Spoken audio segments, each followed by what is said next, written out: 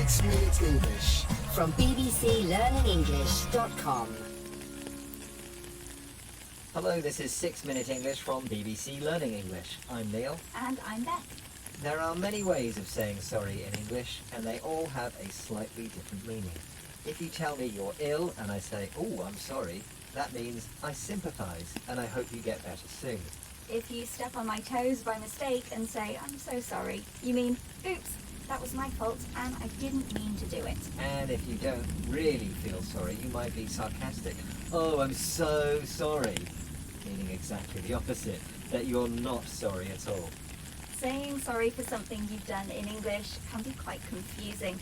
And to make things worse, the British are world champions at apologising. In this programme, we'll discuss ways of saying sorry. And as usual, we'll be learning some useful new vocabulary as well. Sorry, but I'm going to have to stop you there, Beth, because first I have a question to ask. We know that the British love to say sorry. In fact, a recent survey found that some Brits apologise up to 20 times a day. So, according to the same survey, how many times per day does the average Brit say sorry? Is it A, 4 times a day, B, 6 times a day, or C, 8 times a day? I'm going to guess it's 6 times a day? Okay, Beth, I'll reveal the answer later in the programme. Since the British are famous for apologising, it's no surprise that Louise Mullaney started researching the language of apologising in Britain at the University of Nottingham. Now a professor of sociolinguistics, Louise spoke with the BBC Radio 4 programme Word of Mouth.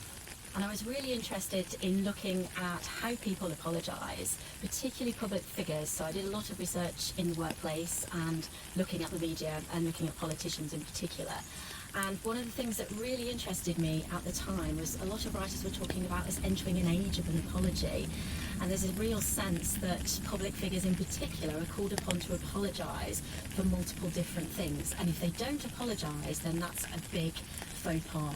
Saying sorry is especially important in politics, and Professor Mullaney studied the apologies of public figures, famous people, including politicians, who are often discussed in newspapers and seen on radio and television.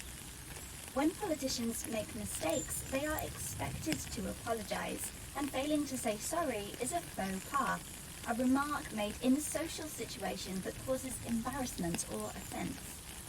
Most politicians hate apologising, and with good reason. Saying sorry means taking responsibility, and the apology needs to be sincere. A good example of this is the apology Boris Johnson made to the House of Commons during the Partygate scandal in the UK when he broke COVID lockdown rules and had to pay a fine. That's a sum of money paid as a punishment for breaking the rules. Here, Professor Louise Mullaney analyses the apology for BBC Radio 4 programme Word of Mouth. It's very unusual in a political apology because he comes out and says, "I am responsible." But there is the caveat that he wasn't certain that he was breaking the rules. He didn't realise, which he continues to say in his apology that came out after the fine. So he repeats the apology and he caveats it around other political events.